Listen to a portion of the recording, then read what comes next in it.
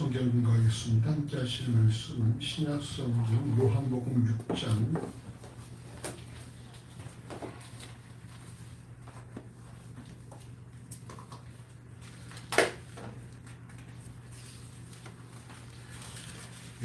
6장 25절에서 29절까지의 말씀입니다. 6장 25절에서 29절까지의 말씀, 신약성경 153쪽 전으로 있습니다. 우리 한 절씩 기도하시고 마지막 절은 함께합니다. 제가 25절을 분도하겠습니다. 바다 건너편에서 만나 랍비여 어느 때에 여기 오셨나이까 하니 예수께서 대답하여 가라사대 내가 진실로 진실로 너희에게 이르노니 너희가 나를 찾은 것은 표적을 본 까닭이 아니요 떡을 먹고 배부른 까닭이로다. 썩는 양식을 위하여 일하지 말고 영생하도록 있는 양식을 위하여 하라. 이 양식은 인자가 너희에게 주리니 인자는 아버지 하나님의 일치신 자니라. 저희가 묻되 우리가 어떻게 하여야 하나님의 일을 하오리까. 함께합니다. 예수께서 대답하여 가라사대 하나님의 보내신 자를 믿는 것이 하나님의 일이니라 하시니. 아멘.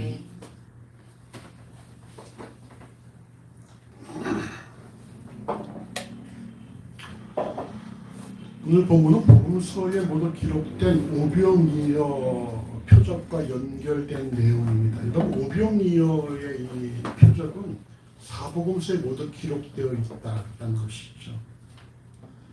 근데 마태, 마가, 누가 등 공간복음은 비슷한 내용을 기록한 반면에 요한은 이것이 6장 6절에서 빌립을 시험한 것이요 또 6장 11절에서 예수를 친히 나눠주십니다.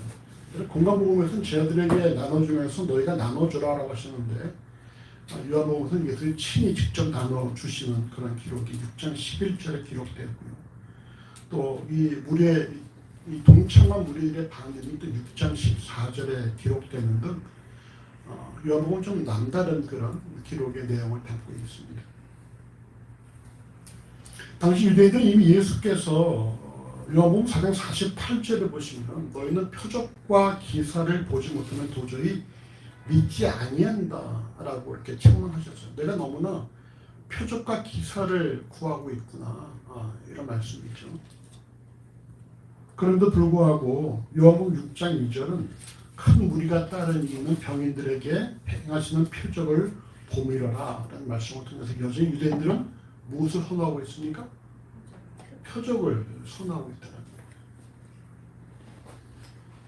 거예요. 오병이어의 표적에 동참한 무리는 최소 남자만 5,000명입니다. 이 당시 여자와 어린아이들은 숫자로 치지 않았기 때문에 남성만 5,000명이라고 했을 때에 한 2만 명가량 된다라고 학자들은 말을 합니다.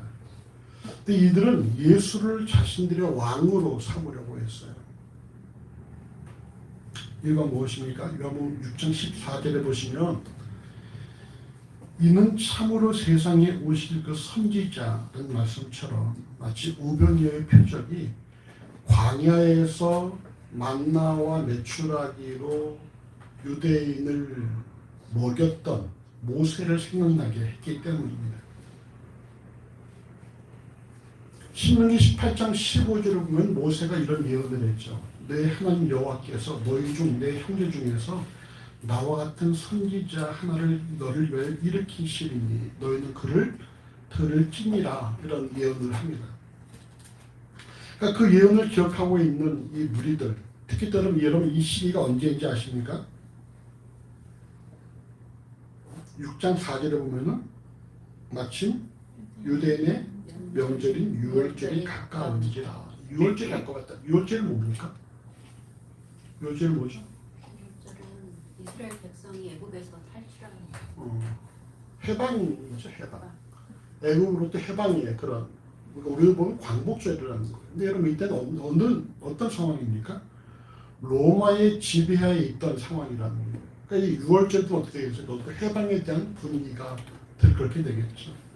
그러니까 이런 해방의 분위기와 함께 예수께서 이렇게 5,000명을 먹이시는데 이 위치가 어디예요? 산이에요, 산. 이제 3절에 보시면 예수께서 산에 오르사 제자들과 함께 거기 앉으시니 마치 유대인의 명절이 요시 가까운지라. 그러니까 산에서 외딴 곳에서 5천 명에게 먹을 거를 제공하시는 그리스도의 모습이 마치 광야에서 이스라엘 백성을 향해서 만나를 제공했다 모세를 떠올리게 했다는 것입니다. 또 시기가 언제다? 6월절이다. 여러 가지가 복합적으로 다 이렇게 조화를 이루어서 이가 진정 오실 그이냐 이런 어떤 분위기를 만들어냈던 것입니다. 그래 여러분 6장 15절에 하반절에 보시면 예수께서 어떻게 반응을 보셨습니까? 10번을 같이 읽어보시죠. 그러므로 예수께서 저희가 와서 자기 억지로 잡아 임금 삼으려는 줄 아시고 다시 혼자 산으로 떠나 가시니라. 예수께서 어떻게 하셨어요? 그들이 자기를 왕 삼으려는 것을 아시고 다시 산으로 떠나가시니라 이렇게 말씀하는 것입니다. 혼자 산으로 떠나가시니라는 의미에서 뭐예요? 지혜들도 데려가지 않고 혼자 급히 가셨다라고 볼 수 있는 것입니다. 왜 급히 가셨을까요? 왜 급히 가셨어요? 급히 가셨어요? 왜 혼자 가셨어요? 죄를 안 드리고? 하고 싶은 얘기들이 예수님과 제자들이 다르기 때문에. 제자들이? 네. 제자들은 별 반응 얘기가 없죠. 아니 내용 속에서요. 제자들을 안 데리고 갔다는 얘기는 그때까지는 제자들도 같은 무리와 같은 생각을 갖고 있었다고 생각을 하셨겠죠. 그래 또 새로운 해석인데 아이고. 15절에 무리가 예수를 억지로 잡아 임금 삼으려는 줄 아시고 저희가 와서 자기를 억지로 임금 삼으려는 줄 아시고 혼자 산으로 가셨다라는 것은 예수께서 싫다는 것이죠. 뭐가 싫은 거예요? 너희의 왕되기 싫다라는 것이죠. 왕되기 싫다.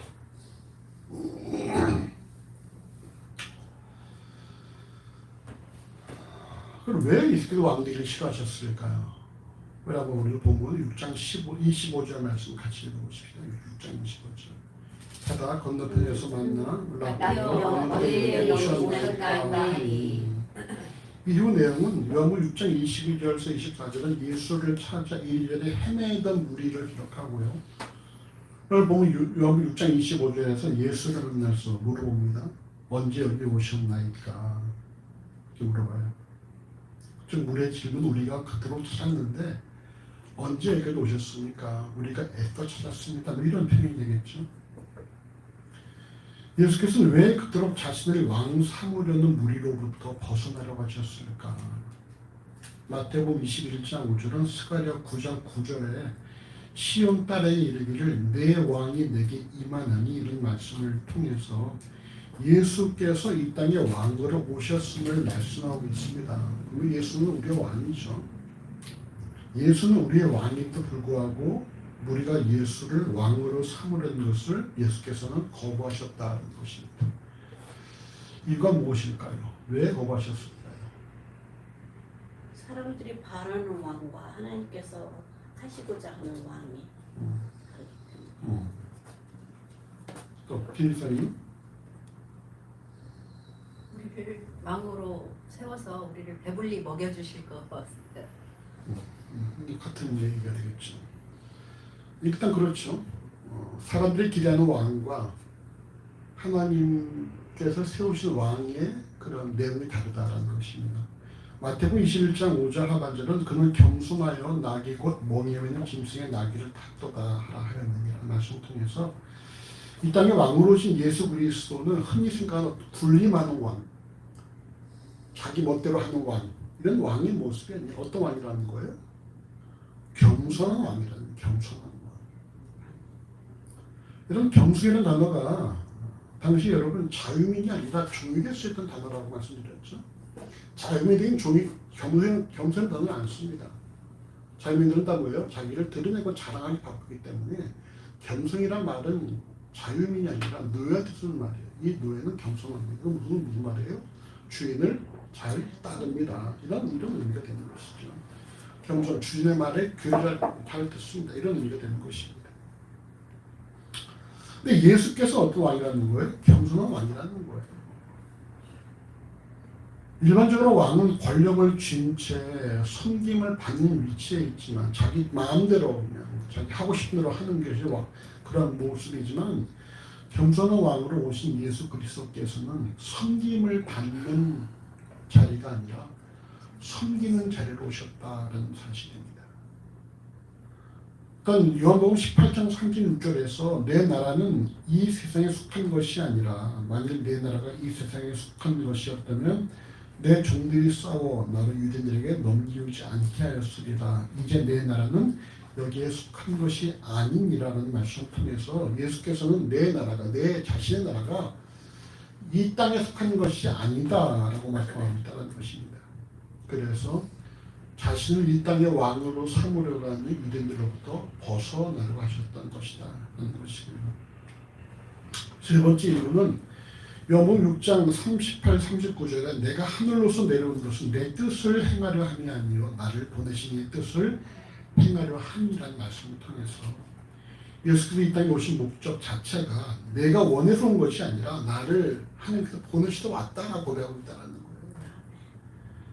그래서 예수께서는 이 땅에 오신 목적이 무엇입니까? 아버지의 뜻을 따라 죽기까지 순종하고 십자가의 구속을 담당하기 위해서 오신 거잖아요. 이렇게 볼 때 예수께서는 자신이 아닌 자신을 보내신 성부 하나님의 뜻을 쫓고자 하였기 때문에 이런 예수께서 오신 목적과 여러 가지 모든 이유들이 예수를 이 땅의 왕으로 삼으려고 했던 유대인들의 뜻과 전혀 달랐다는 것입니다. 우리 일상에서 명심해야 될 사실은 말이죠. 오늘을 살아가는 그리스도인 역시 이 땅에 하나님께서 부르신 하나님의 뜻이 있다라는 거예요. 아까 혹시 뭐라고 하셨죠? 왜 그랬습니까? 이들이 예수를 왕으로 삼으라는 이유가 사람의 욕심을 채우려고. 이들이 예수를 왕으로 삼으라는 이유가 하나님께서 보내신 왕 예수의 이유가 다르기 때문에 이 다르다는 것이죠. 그러니까 우리도 이 땅을 살아가면서 우리가 다름을 인정해야 한다는 거예요. 어떤 다름이에요? 너와 내가 다름. 예수 어떤 다름이었습니까? 사람들이 원하는 왕의 상과 하나님께서 원하시는 왕의 상이 달랐잖아요. 우리는 뭐가 달라요? 하나님의 사랑. 우리의 다름은 어떤 다름이에요? 우리의 다름은 하나님의 사랑으로 달라야죠. 그리고 다르다는 것은 비교되나요? 무엇과 다르다? 세상과 다르다. 세상이 원하는 그런 모습과 우리의 삶은 달라야 한다. 우리 다름을 우리가 인정해야 한다. 우리는 달라야 한다는 것이죠. 예수께서 뭐라고 말씀하셨어요? 너희가 사랑할 만한 자라만 사랑하면 나보다 더한 것이 무엇이 있겠느냐? 뭔가 달라야 되지 않겠냐고 물어보셨다는 거죠. 우리가 우리가 남다른 삶을 살아가야 되는 자리라는 사실을 인정하고 살아야 한다는 거예요. 우리가 여러 가지 상황에 대해서 우리의 삶의 목표도 다르고 살아가는 방식도 다르고 일을 처리하는 그런 내용도 다르고 우리는 다 다른 존재라는 사실을 우리가 인정해야 한다는 것이죠. 근데 우리는 어떻게 살고 있어요? 지금 다릅니까? 어때요? 양다리예요? 일단 어때요? 달라요? 많이 달라요. 그래서 양다리의 반반 치킨이에요. 양다리의 반반이야. 기울어진 어느 쪽으로 기울었어요? 예수님 쪽으로. 그래 기울어지고 싶은 거야? 기울어졌어? 원래 그런 모습인데 원래 어떤 모습이에요? 죄로 기울어졌던 모습이었는데 지금은 이제 예수님 쪽으로 더 많이 기울어지는 거죠. 그래요? 그러니까 우리가 이 땅을 살아가는 우리들 역시 하나님의 목적이 분명히 다른 것이 있다는 사실 인정을 하고 우리가 그 목적에 부합한 삶을 살아야 한다는 것입니다.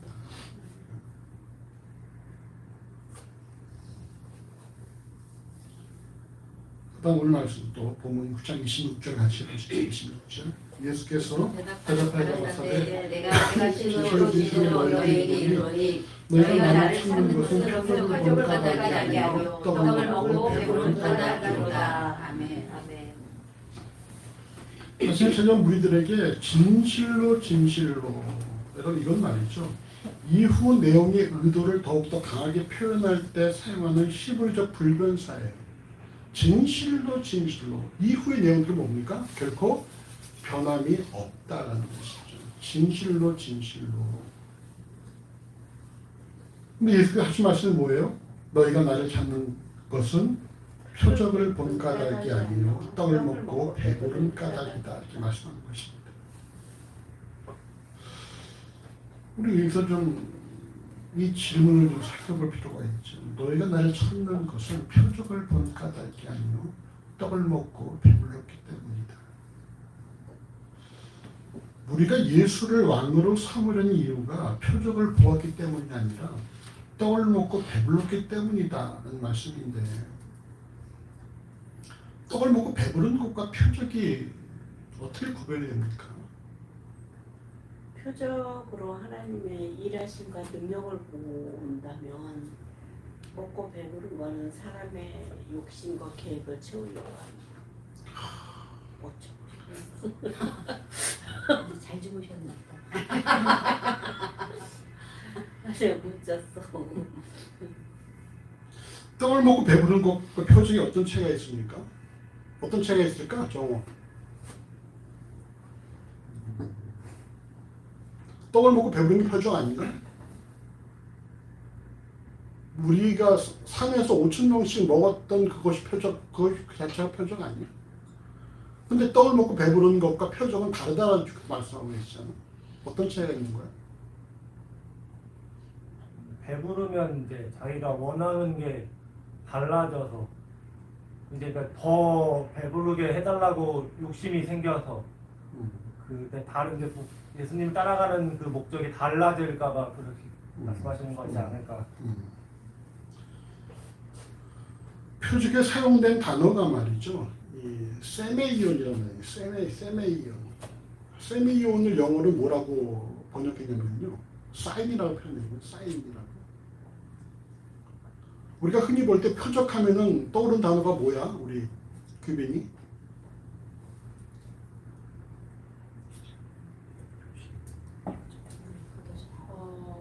그 5,000명을 그러니까 떠오르는 영어 단어가 뭘까? 표적. 야, 놀라운 표적이야. 이렇게 미라클? 미러클이 되겠지. 미러클은 기적이잖아. 네. 근데 성경은 미러클이라 사용하지 않고 사인이라고 표현하고 있다는 거예요. 사인 시그네처가 되잖아.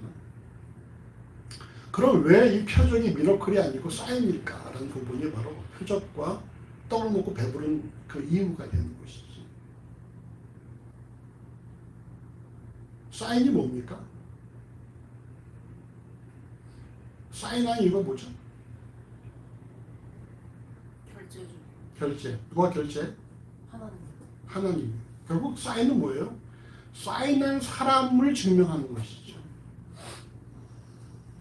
결국 표적은 뭐라는 거예요? 예수를 증명하는 것이라는 거예요. 표적의 이유가 뭡니까? 내가 바로 하나님 보내신 그리스도라는 사실을 증명하는 것이 표적이라는 것이죠. 근데 사람들이 이 표적을 표적으로 봤어요? 아니에요. 사인을 본 것이 아니에요. 미러클로 봤단 말이죠. 어떻게? 야, 산에서 5,000명을 먹였어. 앞으로 예수만 따라다니면 배 고플 일이 없어? 저 사람 왕성하니 우리가 배가 안 고프지? 이런 게 된다는 거죠. 예수께서 말씀하신 너희가 나를 찾는 까닭은 표적을 본 까닭이 아니에요. 즉 뭡니까? 너희가 나를 찾는 이유는 나를 주목하는 것이 아니라 뭘 주목하는 것이다? 너희의 배를 주목하고 있는 것이다. 너희가 나를 찾는 이유는 나를 중요히 여긴 것이 아니라 너희의 배가 불렀기 때문에 너희의 배를 더 중요히 여긴 것이다. 라는 말씀이 바로 너희가 나를 찾는가 나는 표적을 본가 나르기 아니요 떡을 먹고 배불렀기 때문이라고 말씀하신 부분이라는 거예요. 결국 오병이어를 경험하고 난 이후에 예수를 왕 삼으려고 쫓아냈던 무리들은 표적을 행하신 예수 그리스도를 주목한 것이 아니라 떡을 먹고 자신들의 배가 불렀기 때문에 이후 지속적으로 배부르기 위한 목적으로 예수를 왕 삼으려고 했다는 것입니다. 예수께서는 자신의 뜻이 아닌 자신을 보내신 아버지의 뜻을 따르고자 죽기까지 복종하셨건만 예수를 따르려는 무리들은 오직 인간 자신들의 배가 불렀기 때문에 예수를 따르고자 했다라는 거예요. 이를 오늘 보면은 너희가 나를 찾는 궁극적인 목표가 나 때문에 찾는 것이 아니라 너희가 배가 불렀기 때문에. 그럼 답은 뭡니까? 너희가 나를 찾는 이유는 예수 때문에 나 때문에 찾는 것이 아니라 너희에게 유익이 있으려고 너희가 뭔가 더 배불리 잘 살아보고자 나를 찾는 것이다 이런 말씀이 하는 거예요. 우리 이 말씀 앞에서 예수를 주로 고백하는 내가 과연 전 예배한 이유가 무엇인지 한번 점검해 봐야 됩니다. 진실로 내게 있어서 예수 가장 중요한 분이신가? 아니면 내가 잘 되려고 지금 여기 앉아서 예배하고 있는가? 내 문제를 해결하기 위해서 여기 앉아 있는가?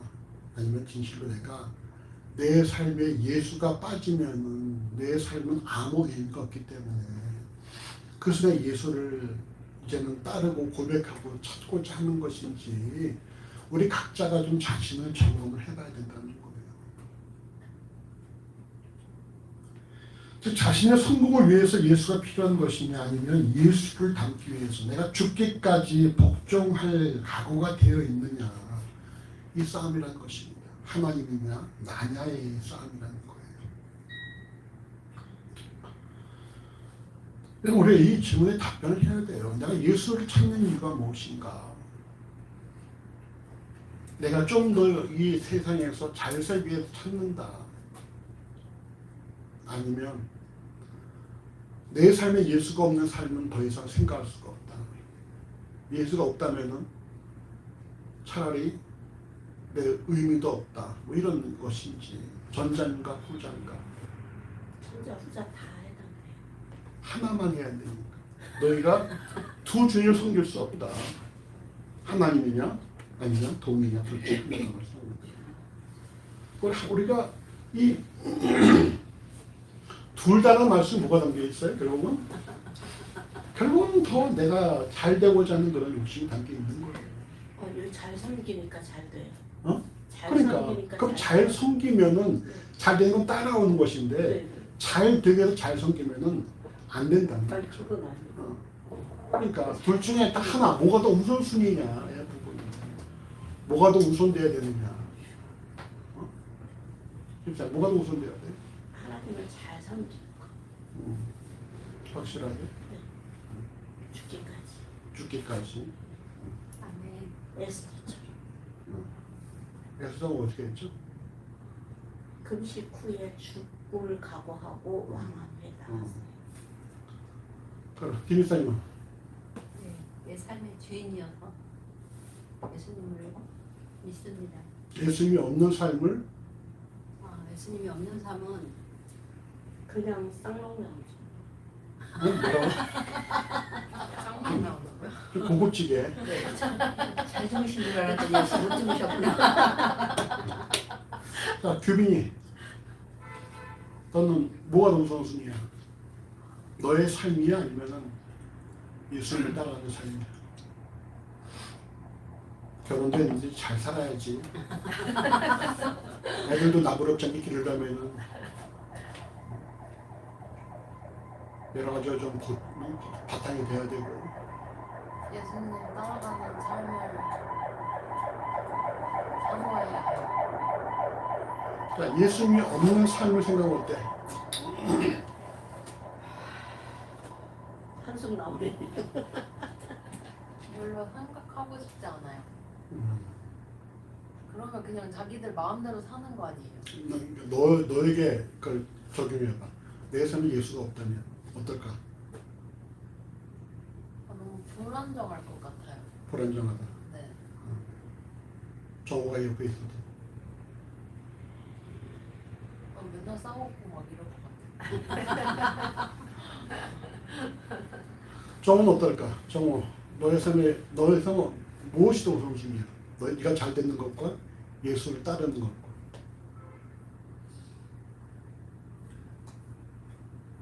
되게 어려운 거긴 해요. 그렇다면 한번 생각해봐. 내 삶에 예수가 없다. 그럼 어떨까? 그러면 이제 그러니까 아무것도 믿고 의지할 만한 그런 존재가 없어져니까 그러면 되게 그냥 하루하루 그냥 대충 살아도 되는 그렇게 되는 인생이 될 것 같아요. 그럼 거기서 무엇을 위해 의지하는 거야? 일단 돈보다는 우리의 가족의 건강과 행복과 사랑을 좀 더 보고. 가정을 위해서. 네. 효인은 어때? 하나님이 우선이죠.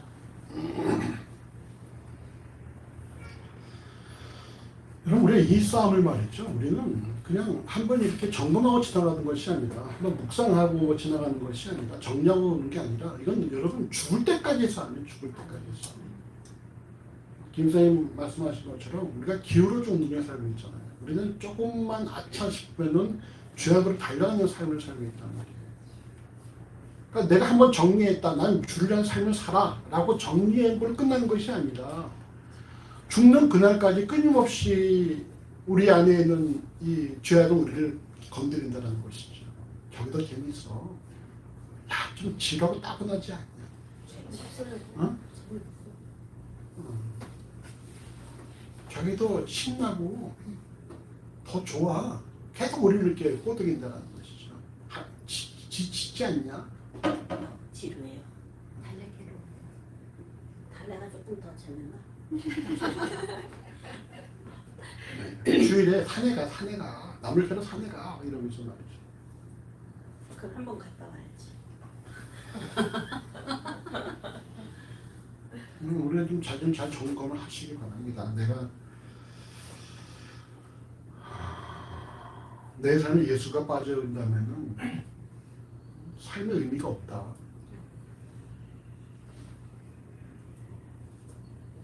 그다음 말씀 보시죠. 6장 27절과 지금 보십시오. 썩는 양식을 위하여 하지 말고 영생하도록 있는 양식을 위하여 하라. 이 양식은 인자가 너희에게 주리니 인자는 아버지 하나님의 인치신 자라. 이어서 예수께서는 우리들에게 이래야 할 목적에 대해서 말씀하시는데, 그래서 오늘 본문에 썩는 양식이 아니라 영생하도록 있는 양식을 위하여 일하라 이렇게 말씀하시는 것입니다. 썩는 양식이란 썩은 양식이 아니라 썩어 없어질 양식이란 뜻이고요. 이 썩으며 사용된 이 단어가 완전히 파괴하는, 멸망하는 이란 뜻을 갖고 있습니다. 그래서 어떤 학자는 이를 영생을 파괴하는 양식이다 이렇게까지도 주장을 하기도 해요. 분명한 사실은 썩는 양식과 영생하도록 있는 양식은 상대적인 개념을 사용하고 있다는 것이고, 영생하도록 있는 양식에 대해서 보면은 성부 하나님께서 인자, 즉 예수 그리스도를 통해서 주신다라고 이 말씀을 반면에 썩는 양식에 대해서는 별로 기록되지 않았어요. 그리고 무엇이겠습니까? 사람이 힘써서 쟁취하는 것이 되겠죠.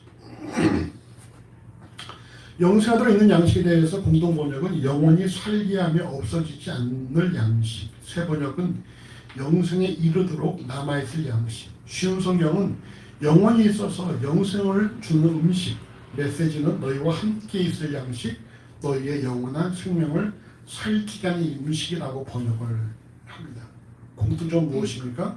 결국 썩지 않고 영생을 제공한다는 거예요.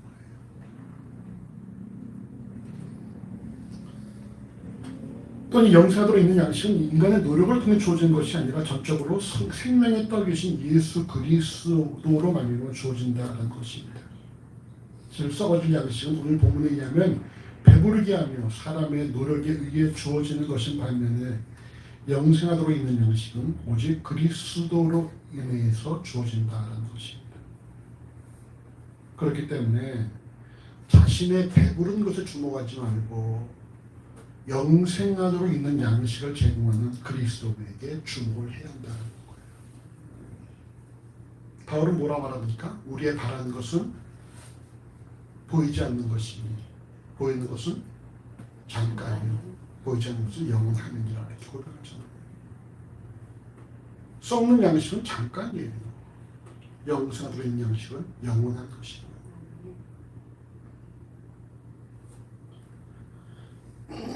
그렇다고 해서 이 말씀이 세상의 식물을 얻고자 일하지 말라는 것이 아니라 일하는 이유가 단지 먹고 배부르기 위해서 일을 하면 안 된다는 거예요. 일하는 이유가 단지 내 자신의 배를 불리기 위해서 일하는 건 아니다라는 것입니다. 다른 말은 뭐겠어요? 우리의 일은 따로 있다는 것이죠. 그리스도인이 정작 힘써야 할 일은 따로 있다는 것입니다. 우리 이 말씀을 통해서 자신이 무엇을 추구하며 살고 있는지 점검을 해야 됩니다. 예수를 모르는 사람들은 단지 자신들의 배를 부르게 하는 것, 자신의 호주머니를 더 가득 채우는 일에만 주력하며 살아갑니다. 때론 그것이 잘 돼요, 안 돼요? 사람들이 볼 때. 배부르게 하는 일, 자기 주머니를 가득 채우는 일을 위해서 열심히 살지 오늘 제대로 됩니까, 안 됩니까? 잘 안 돼요. 왜? 서로 그것을 노리고 있으니까. 파이는 제한되어 있는데 그걸 서로 먹으려고 그러니까 결국은 아무리 로또 사봐야 뭐합니까? 된 사람은 뭐예요? 한 명인 거잖아요.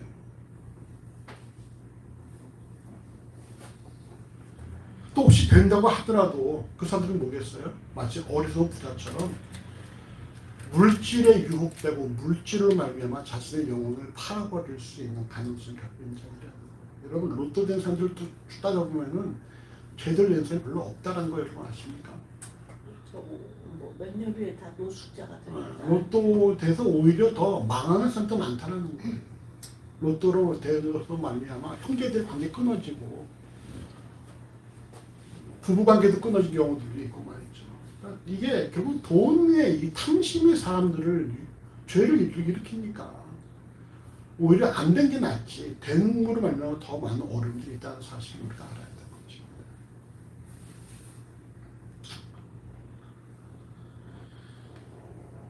결국 무엇을 추구하며 살아야 되는가라는 질문 앞에서 오늘 본문은 자신의 배를 부르게 하는 일, 자신의 주머니를 더 두둑하게 하는 일이 아니라 자신의 영생을 위해서 힘써 살아야 된다는 말씀이라는 거예요. 주일에 남을 캐러 가는 일이 집사님 영성을 더 확장시키는 것이라면 가셔도 돼. 남을 캐러 가서 예수를 닮을 수 있다면 가셔도 돼. 네. 네, 목적은 뭐예요? 예수를 닮는 거기 때문에. 근데 남을 필요한 것이 전혀 예수님과 관계가 없다. 그러면 가봐야 아무 의미가 없다는 것이죠. 가봐야 끝나무만 킬 수도 있는 것이고. 여러분 정권이 바뀌고 이 나라가 어떻게 변화할지는 여러분 알 수 없습니다. 지금도 벌써 시끄럽기 시작하는데 근데 어떤 상황에서도 그리스도인은 영생하도록 있는 양식을 위해서 살아야 한다는 것입니다. 우리의 삶의 목적이 무엇입니까? 영생하도록 있는 양식, 썩을 양식이 아니라 내 영생을 더 풍성하게 하는 양식을 위해서 살아야 한다는 거예요. 고린도서 5장 15절에 저가 모든 사람을 대신하여 죽으심은 산자들로 하여금 다시는 저희 자신을 위하여 살지 않고 오직 저희를 대신하여 죽었다가 다시 사신 이를 위하여 살게 하려 하느니라. 더 이상 우리가 우리를 위해 살지 않고 우리를 대신하여 죽었다가 다시 사신 바로 예수를 위해서 살게 하시고자 한다는 말씀을 드린 것입니다. 예수 그리스도가 자신의 삶의 주인이라는 사실을 고백하는 그리스도인으로서 썩어질 양식이 아닌 영생하도록 있는 양식 중에서 살아가시기를 간절히 주 이름으로 소원합니다. 그 다음 말씀 보십니다. 오늘 본문 요한복음 6장 28절과 20절 두 절 말씀 같이 읽어보시죠. 저희가 볼 때 우리가 어떻게 하여 하나님의 일을 하오리까. 예수께서 대답하여 가라사대 하나님의 보내신 자를 믿는 것이 하나님의 일이라 하시니. 아멘. 앞서 예수께서 영생하도록 있는 양식을 위하여 일을 하라라고 당부하신 말씀을 유대인들은 오늘 보면서 뭐라고 대묻습니까? 어떻게 하여 하나님의 일을 하오리까라고 영생하도록 있는 양식을 하나님의 일로 이렇게 이해해서 묻습니다. 이 같은 질문에 예수께서 요한복음 6장 29절에서 답변하신 것을 볼 때에 영생하도록 있는 양식을 하나님의 일로 이해해도 무방하다는 사실을 알 수가 있는 것이죠. 그렇다면 과연 영생하도록 있는 양식, 즉 하나님의 일은 무엇입니까? 이게 오늘 보면 6장 29절은 뭐라 말씀합니까? 하나님의 보내신 자를 믿는 것이 하나님의 일이라. 말씀 통해서 하나님의 보내신 자를 믿는 것, 즉 믿음에 관련된 일을 하는 것이 하나님의 일이요 또한 영생하도록 있는 양식이라고 말씀하는 것입니다. 그렇다고 이것이 믿음에 관련된 일이라고 해서 모두가 다 신학교 가라는 얘기가 아니죠. 너에게 주어진 삶에서 너의 주어진 믿음을 더 풍성하게 하는 일에 너의 삶을 투자하라는 말씀이죠. 우리 지난주에 에베소 2장 8절의 말씀을 통해서 믿음은 전적인 뭡니까? 믿음 전적으로 하나님이 주시는 선물, 은혜라고 했잖아요. 은혜. 그렇다면 과연 이 하나님의 선물인 믿음을 어떻게 우리가 더 풍성하게 하느냐라는 질문이 나올 수가 있죠. 근데 여기 대해서 로마서 1장 17절은 이렇게 말씀합니다. 믿음으로 믿음에 이르게 하나니. 믿음으로 믿음에 이르게 한다. 이렇게 볼 때 말이죠. 우리가 뭘 생각할 수 있어요? 믿음이 그냥 우리에게 주시는 믿음만이 아니라 또 다른 믿음이 있구나라는 걸 알 수가 있죠. 믿음으로 믿음에 이르게 한다. 헬라어는 말이죠. 에크피스테우스 에이스 피스틴 이렇게 됩니다. 에크가 아웃이고 에이스가 인이거든요. 그러니까 어디로부터 믿음으로부터 나와서 믿음으로 간다라는 거예요. 소유격으로 나와서 목적격으로 간다는 것입니다. 그러니까 누군가의 믿음으로부터 출발해서 어떤 믿음으로 도달한다는 것입니다. 그럼 출발한 믿음은 무엇이겠습니까? 하나님 주신 믿음이 되는 것이죠. 그 믿음을 통해서 우리가 어떻게 되는 거예요? 목적격의 믿음으로 간다는 것입니다. 이 믿음은 어떤 믿음입니까? 너희가 배우고 확신한 일에 거하라라는 인간의 어떤 그런 그 의지를 요구하는 그런 모습이라는 거예요. 인격적인 믿음이라는 것이죠. 인격적인 믿음이 뭐예요?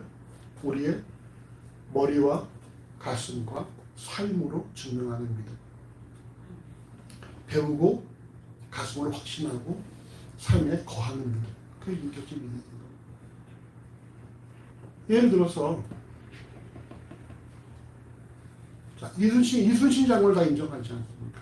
이순신 장군이 왜구를 물리쳤다. 우리가 알아요. 그 사실을 인정합니까? 인정합니다. 우리나라도 힘들 때 이순신 장군이 등장해 우리를 구원할 수 있다? 그렇게 믿어요? 그건 안 믿잖아요. 그건 뭡니까? 머리에서 인정하지만 가슴에서 머무른 것이죠. 요즘 등장하는 뭐 신천지 같은 경우에 신천지의 그 교주 이름을 알죠. 이만희. 우리가 알잖아요. 그 사람이 메시아라는 사실 인정합니까? 우리 인정하지 않아요. 그건 뭐예요? 지적으로 알지만 우리가 정적으로 인정하지 않습니다. 그러니까 의지할 것도 없어요. 그건 믿음이 아니죠. 예수를 우리가 압니다. 예수가 우리 죄를 사하시면 우리가 알아요. 그걸 인정합니까? 인정해요. 그 다음 뭐예요? 그렇게 살아가라는 거예요.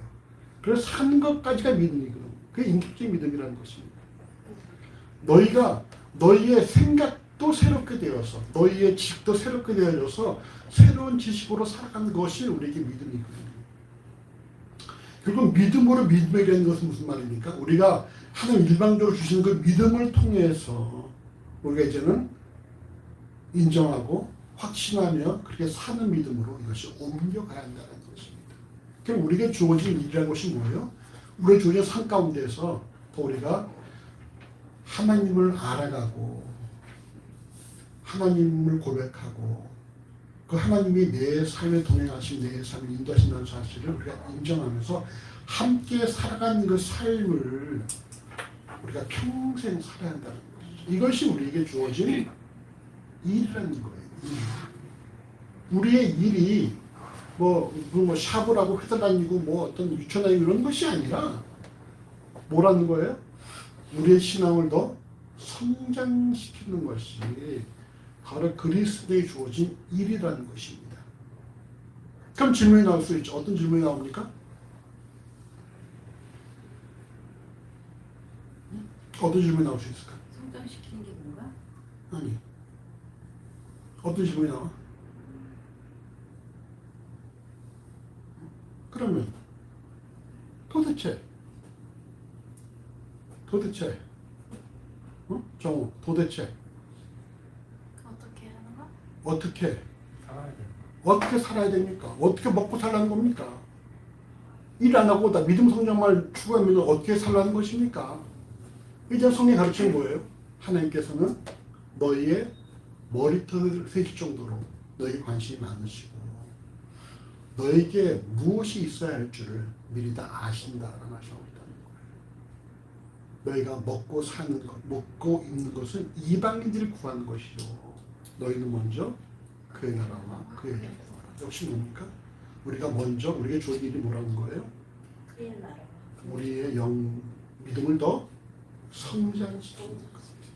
우리 믿음을 더 성장시키는 것이 우리 각자에게 주어진 최우선적인 일이라는 거예요.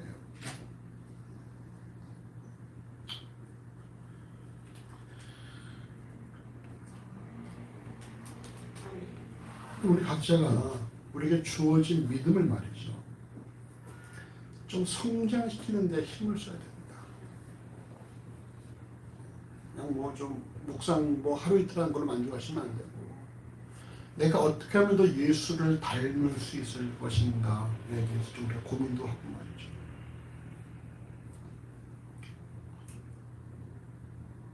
시간이 되면 좀 가까운 기도원 가서 하나님과도 깊은 좀 교제를 나누시고 아무튼 더 자신의 이 믿음을 성장시키는 데에 우리가 좀 힘을 써야 된다. 책도 좀 열심히 좀 보고 말이죠. 유튜브 같은 거 말이죠. 유튜브에 얼마나 많은 내용들이 많습니까? 뭐 쓸데없는 거 보지 마시고 좀 내 시간을 성장시킬 것이 무엇일까 찾아보셔서 그런 것도 찾아보고 읽으시는 거죠.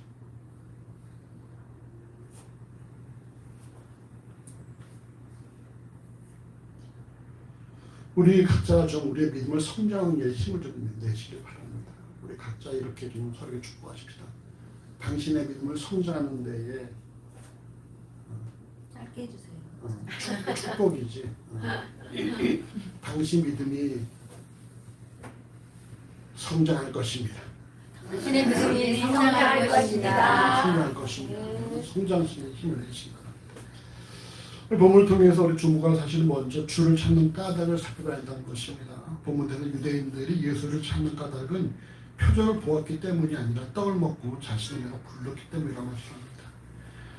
과연 나는 왜 예수를 찾는지, 내 삶에 예수가 빠진 것이 어떤 의미인지, 내게 잘 먹고 잘 살려고 예수를 찾는 것은 아닌지 자신이 각자 예수를 찾는 목적을 늘 점검하시길 바라고요. 두 번째는 우리가 썩는 양식이 아니라 영생하도록 있는 양식을 위해서 살아야 한다는 것입니다.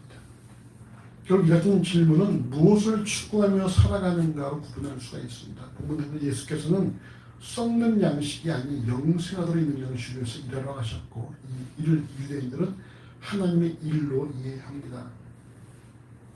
그리고 이 썩는 양식은 인간이 힘써서 노력하지만 썩어질 것들이고 반면에 영생하도록 있는 양식은 하나님께서 우리에게 주신 것이라고 말씀합니다. 여러분, 우리에게 주어진 어떤 그런 그 에너지를 말이죠. 썩어질 것을 위해서 투자하지 마시고 하나님을 위해서 투자하시기 바랍니다. 예수께서 말씀하시잖아요. 요한복음 4장에서 그 우물가에 만난 여인이 있지 않습니까? 그 여인이 예수께서 둘이서 독대하신 이유가 뭐예요? 제자들은 먹을 것을 구하러 마을로 내려왔기 때문이에요. 예수께서 여인과 말씀을 마친 다음에 제자들이 예수께 말씀드리죠. 예수님 여기 와서 드십시오. 근데 주께서 뭐라 말씀하십니까? 뭐라고요? 뭐라고 그랬어요? 예수께서 인자의 먹을 양식은 따르게 있다 이렇게 말씀하죠. 나는 이미 저 여인이 나를 그리스도로 고백하는 것만으로 충분히 나는 배가 부르다 이렇게 말씀하고 있잖아요. 여러분 부모들의 양식이 뭔지 아십니까? 부모들의 양식이 뭐예요? 자식이 잘 되는 그 부모들의 양식이죠. 자식이 잘 되면은 안 먹어도 배가 부르잖아요. 그런 거예요. 교빈이 왜 웃어? 그래도 밥 먹어야 돼. 부모의 양식은 자녀가 잘 되는 거예요. 그러면 배 안 고파요. 나 안 먹어도 애가 배불리 먹고 봐도 아유 내 새끼 밥에 들어가네. 그럼 그걸로 기쁘잖아요. 예수께서 말씀 마찬가지예요. 내 양식은 따로 있다. 어떤 양식이에요? 예수 모르는 자가 예수를 만나고 예수를 오래하는 것이 바로 이 양식을 말씀하시는 거거든요. 우리에도 마찬가지입니다. 우리에게 양식은 따로 있어요. 그게 뭔지 아십니까? 그게 뭘까요? 집단 양식은 뭡니까? 저의 양식이요. 지금 현재는 말씀을 조금씩 더 알아가는.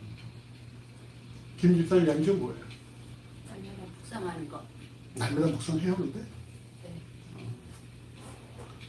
자, 교빈 양식은 뭘까? 저도 날마다 묵상하는 거요. 날마다 하고 있어? 아니, 네. 주말 빼고요. 근데 왜 안 들려? 아, 요즘에 출애굽기 하는데 그 성경 짓는 거라서 그냥 성경을 계속 짓고 있어서. 그럼 패스해 그냥. 다음이죠. 정호 양식은 뭐야? 그냥 기도하는 그래도 정호 같이 묵상하나? 잘 못하고 있어요. 결혼 전에 했다고 들었는데. 전화. 근데 이제 오늘 성경 공부하면 묵상해야 돼 이제. 형이 너의 양식은 뭐야? 말씀입니다. 우리의 양식은 여러분 따로 있다는 걸 아셔야 돼요. 밥 가지고 좀 안 먹어도 돼요.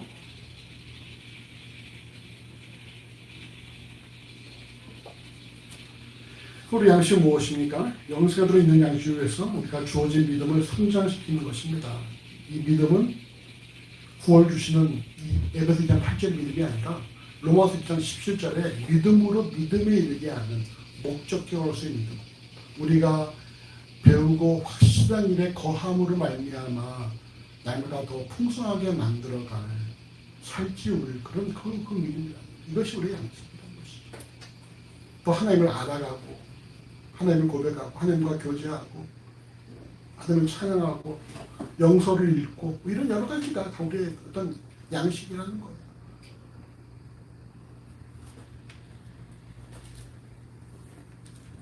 이처럼 그 어떤 파도와 풍랑과 바람도 요동하지 않은 믿음을 수여하는 것이 바로 그리스도인이 힘써야 될 영생하도록 얻는 양식이 어떤 하나님의 일이라는 사실을 명심을 하시고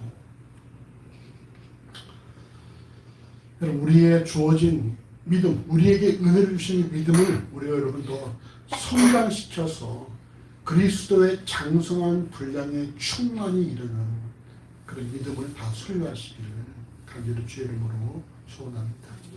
함께 기도하겠습니다. 주여 내 감사합니다. 우리가 이 말씀을 통해서 오늘 다시 한번 우리 삶의 예수의 의미를 깊이 점검케 하심을 감사합니다. 내 삶에 예수가 없다는 것을 우리 생각할 때 참으로 아버지 우리 존재조차도 의미 없다는 사실을 인정합니다. 우리 더욱더 참으로 아버지 예수를 우리 닦는 일에 열심히 할 수 있도록 인도해 주시고 우리 이처럼 썩어질 양식이 아니라 영생하도록 있는 양식으로 살아올 수 있도록 인도하시길 원합니다. 곧 있다가 사라져버릴 썩어질 양식이 아니라 영생하도록 영원하도록 있는 그 영생하도록 있는 양식에서 일할 수 있도록 인도해 주시고 우리 주신 믿음을 더 우리가 정답을 또 배우고 확신 일의 거함을 말미암아 그리스도의 장성한 분량에 충만히 이르는 그런 믿음을 우리 간직할 수 있도록 인도하여 주시옵소서. 참 인자가 올 때 믿음을 보게 하시는데 우리가 주 앞에 참 우리의 작은 믿음이지만 그 순수한 금 같은 믿음을 보여줄 수 있는 그런 귀한 은혜가 있어지기를 간절히 소원합니다. 모든 삶을 지켜야 합니다. 감사하며 예수 이름으로 간절히 기도합니다. 아멘.